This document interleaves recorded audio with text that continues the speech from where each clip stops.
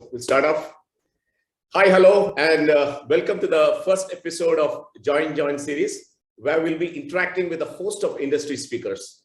I'm John Vincent, co-founder of NicheBrains and the host for this series.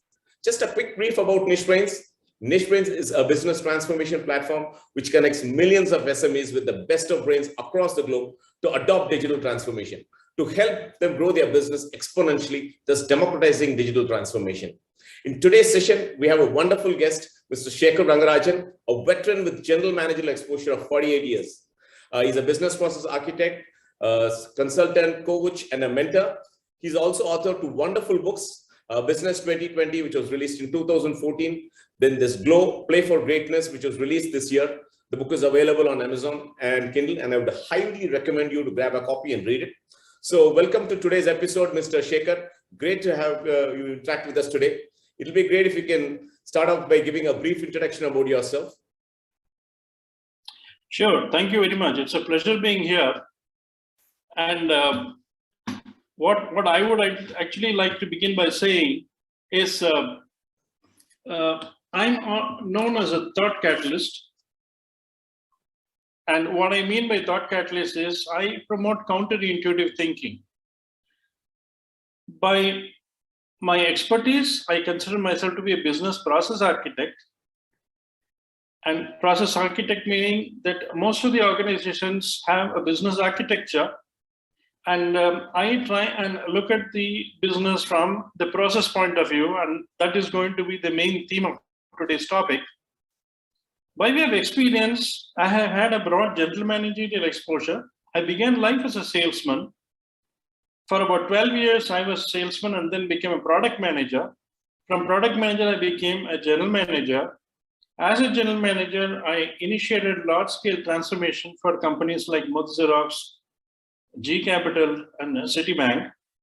And then I went on to IT and spent about 5 to 6 years, 1 year in the US as a country head and 5 years in India, essentially looking at the strategy and technology. And one of the things that I did was banking convergence for Citibank, that of course went on to become Easter for TCS. And in terms of expertise, I believe that I practice systems thinking. Systems thinking is end-to-end holistic thinking that enables enterprise convergence, helps maximize return on assets, and of course, value chain migration. We move up the value chain. And the subject I love most is to be counterintuitive in my thinking. What I mean by counterintuitive thinking is what is common sense today becomes common nonsense because of technology obsolescence. And by being a counterintuitive thinker, we can convert our weaknesses into strengths, our experience into expertise, and crisis into an opportunity. So you would say, okay, what are the hallmarks of a counterintuitive thinker? Well, I believe in terms of, there are feature advantages and benefits. The feature of a counterintuitive thinker is that they are future-focused, self-funded, real-time wealth builders and value accelerators. That is a feature. I'm sure many of you would be here counterintuitive thinkers. The advantage, of course, is that we are market sensitive, talent savvy in the sense we try and shrink wrap whatever we know so that it becomes some kind of an expert system. And therefore, we are agile thinkers. Benefit is, I believe we should be able to run a business without going to the bank. And that would mean be real-time, cash-rich, debt-free, and asset-light. I'll talk a little more about it. So at the end of the day, counterintuitive thinking helps unlock business value through digital convergence for growth. And I would rest my case and go on to whatever that John may have in store for you. John, over to you. Wonderful, wonderful. Great to hear from you, Mr. Shekar. So, Mr. Shekar, starting on this topic for today, see, the ability of the big and the agility of the small. It's a pretty interesting statement. And in your message, you had also mentioned about the tale of two companies. Can you explain more on that? Oh, sure. Yeah. A tale of two cities is what you might, many of you recall when I say tale of two companies. Well, when I started my career in 1970s, I found that many of my colleagues who studied in my business school, went on to join an Indian startup, and that was in paint industry. To my knowledge, I found, and I felt that probably they were making a career mistake, because they would have been much safer had they stayed on with an MNC. And those days, the paint industry were monopolized by brand leaders like Jensen Nicholson, Berger Paints, and things like that, whereas this startup company was unknown. They were market dominant, whereas this was a newbie. Yeah. They had an exclusive channel of distribution, whereas this new company had no market access. They were a professionally managed company, whereas this was a one-man show, somebody who is not even an MBA, and I thought MBAs were great. And these were professionally managed people. This was owner-promoter managed. They were public limited blue chip company with a lot of deep pockets, whereas this is a self-funded bootstrapping company. And by 2020, 60 years later, and this is what fascinated me most, I found that the MNCs trace a red curve, in the sense, like any classical company, they had a birth, maturity, and then decline. Whereas this company went skyrocketing and continues to go up even today. You might be surprised to know that that blue company in blue is nothing but Asian Paints. So this is a classic distinction between multinational established in India, whereas a new company that comes into the new fold. So what color of business do you want to have sometime hence, red or blue? Definitely blue anytime. Any business would love to be in the blue only. Thank you. So automatically what stands to question is, how did they make the difference? And the difference, therefore, is very interesting. MNCs versus the Asian Paints. The MNCs used to offer a limited variety, whereas these people offered close to 5,000 stock keeping units. Paint comes today in nearly 600 plus shades and 9 sizes, from 50 liters to, I think, as little as 50 ml. So that is a variety they were handling. The inventory turns, they managed to turn that inventory 12 times a year or once a month. These people were turning over their inventory 4 times a day. To illustrate as an example, if you are a paint store anywhere in India, you get supplies 4 times a day and you sell them 4 times a day. So in other words, at the end of the day, you might be stuck out and you carry no inventory for the following day. Yeah. And so, this is 12 per year, this was almost 1,500 plus times. Right. In terms of channel, they had 4 tiers, the MNCs, the manufacturer, wholesale distributors, retail points, and then of course point of sale, whereas they direct supply from company to the retail point. As a consequence, their supply chain appeared choked, slow, and in batches, whereas the startup company was free-flowing, real-time, and not in batches, but continuous. The MNC company used a partial fulfillment, stockouts, and dead stocks, whereas this company had 100% fulfillment, daily zero stockout, and daily zero dead stocks. Then that is hell of a feat. And the trade margins, they used to pay 10%, whereas according to 3%. Market share is 23%, 50%. Now, you might be wondering, where am I quoting all this from? This is from a research published by a company called Marcellus. And if you're interested, okay, you can look at their prospectus. The retail points during COVID period went from 80,000 to 1,20,000, and they continue to be a price leader. Yeah. The question is, how many of us want to differentiate and get ahead? Or do we want to play by the rules of the game that are defined by the market, the MNCs? Definitely, everybody would want to do that. They would like to, differentiate and move ahead. Fine, sir. So then, in which case, my proposition is, there may be so many ways to differentiate, but one way to differentiate that I believe is something that is worth your money on is what I call looking at the way we digitize our business processes.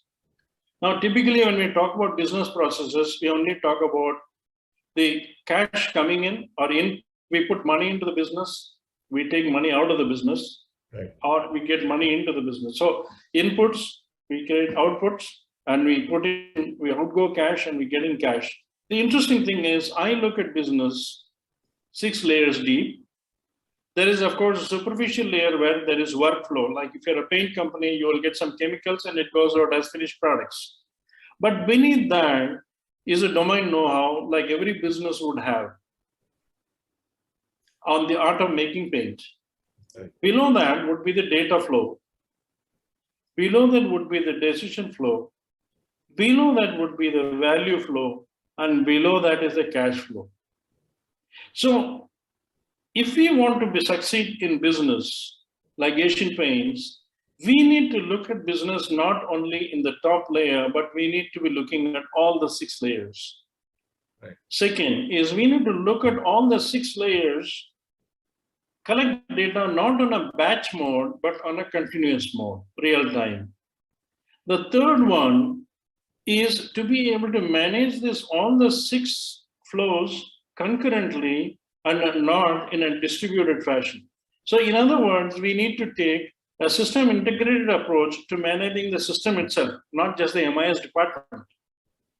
By doing that, what happens is we reduce the gap between demand and supply. And ultimately, business is all about matching the supplies and demand.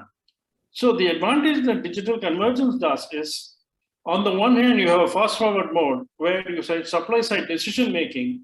At the same time, you have action replay mode wherein you are market responsive and you correct your margin of error or keep a backup for safety and things like that. So keep constantly making sure that you're tuned in and timed into whatever are the vagaries in the marketplace.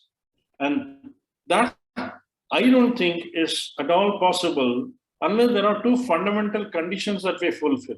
One is that the business control system operates like the cockpit controls. You can't fly an aircraft unless we sit on the cockpit. And second thing is the captain must assume charge and be in the cockpit. Cannot be an absentee landlord. So my submission is, can we enable digital convergence to stay tuned into the business and manage the business dynamics? There are many experts in the audience, John, so there might be a lot of questions, and I'll be happy to take them on.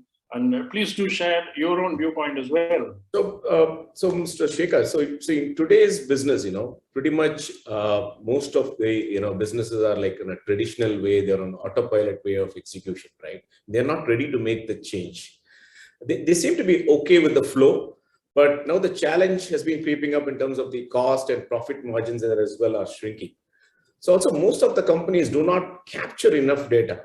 And also, even if they capture the data, there's a lot of insights, there's lack of insights on the gaps, and there's holes actually in the current business model itself. They're not able to figure it out. So what would be your thought process on that?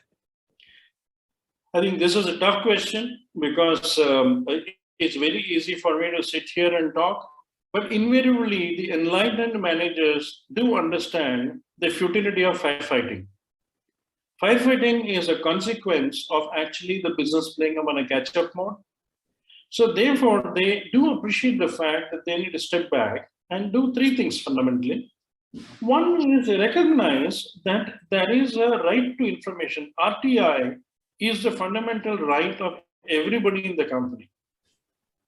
And information, when we say, is meaning that it should mean the same thing to everybody. So all of us should have a common data dictionary.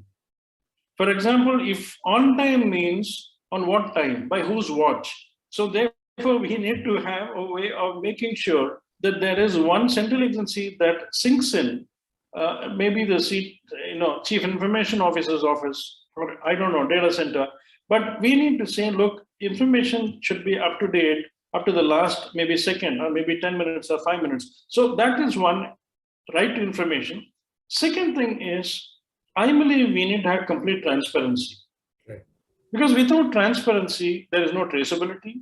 And without traceability, we always have problem happening in one place, but we are actually shooting at some other place. And if we have transparency, then we don't have to shoot in the dark. We know we are exactly focused on where the problem. Third and most important thing is trust. Now, if there is timeliness of information which is accurate, and there is transparency of information, it builds trust. And when we have all the three, and all these three are intangibles, they don't pay money. But this is where I think the enlightened managers make a difference. They understand that they are in the business of sweating intangible assets to create tangible profits. Yep. And I think this is a huge leap of faith, and that's why I may often call it counterintuitive. Because we are so much focused on the hardware in the business, we very rarely focus on the software side of the business. And my submission to many of the enlightened captains is, however counterintuitive it may be sounding, kindly give it a try. Kindly allow one pilot and try and see what it means to be able to have information available to everybody on time, decision-making that is real time, and we are able to progressively reduce the margin of error and increasing the factor of safety of the business. This, in essence, is what I believe is inevitable. I don't think we have a choice in the matter, but I'm open to contrarian views, and I'll be very happy to entertain them. Right. So do you have any parting thoughts for how SMEs can look at the business as such? Well, by your parting thoughts, I actually have. I'm very happy to give away my book, and the book essentially it was published in 2014 based on my experiences about 30 companies in manufacturing and IT sector, and fundamentally the purpose of that is how to innovate, succeed, in small business, because every big business was once a small business. So then how did the small businesses get big? Whether or not they had competition, I believe there was a central, the mantra for success, according to me, is just three, and that's my parting shot. One is stay debt-free. Please borrow from the bank only to the extent that you need, but don't get indebted. Pay back. Second thing is be cash rich. And third, be asset light. Because what quite often happens is, if we are not debt-free, we are servicing the debt unnecessarily. Now, we are not in the business for servicing debt. We are in the business of taking money and then rotating money. Second thing is, be cash rich. What I mean, as much as possible, try and maximize your sales by cash, because credit anybody can give. And the moment we give away credit, then it takes that much longer to get back money. And third is asset light, and this is the most painful aspect. And for IT companies, it's even more painful because the real asset in companies are people.